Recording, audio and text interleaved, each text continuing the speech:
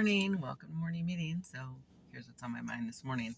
Driving my daughter to school this morning, and I'm gonna be heading out, hitting the road, doing some stuff. And we were talking about a business that has now closed. Now, when the business opened, I pointed out to my kids, that's not gonna last. It's not gonna make it there.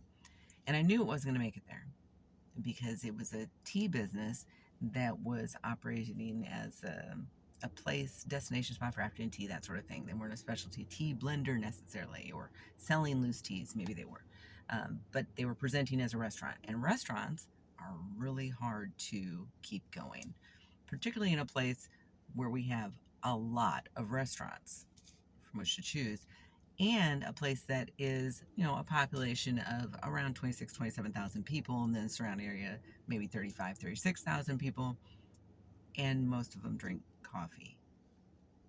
So afternoon tea is kind of a once in a while fun foo-foo thing to do. And so I said, okay, I'm going to give them about 6 months. And I didn't really track it. I think they may have made it a year, maybe, in that spot, but they're gone now. It's not there.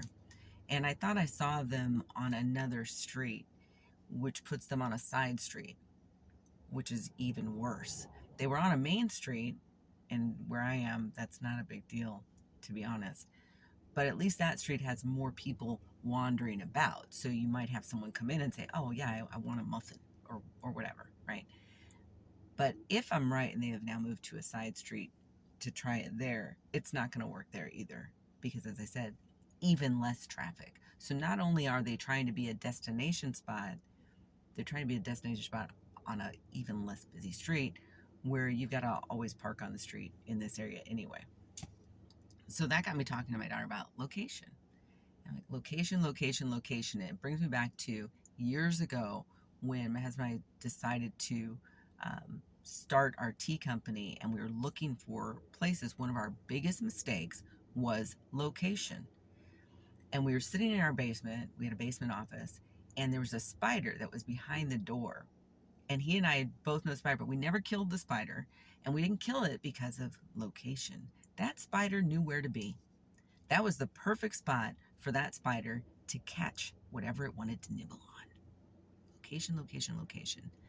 So if you're trying to locate a business, don't skimp on that. As much as you may want to, as much as the struggle is real in terms of getting the money to open your place, it will really hurt you if you do not locate in a good spot. We didn't, and it's made our struggle so much harder when we were starting the actual brick and mortar business. We made the wrong choice, and I wouldn't want someone else to go through that pain, because it is not worth it. It really isn't worth the stress that it causes.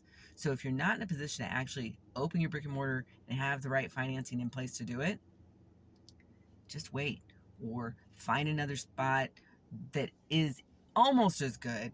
Ours was horrible. Almost as good. Or try and get more money, or think of another way to get your business going. For example, we could have stayed in the realm of farmers markets longer and been better off. Hindsight, right? So that's one thing about location, location, location. One of the great things about being a writer is it's location independent. I can do it anywhere, right? Maybe you have that kind of business where you can do it anywhere. And isn't it a lot less stressful from that perspective? I think so. I do. Anyway, have a badass day. See ya.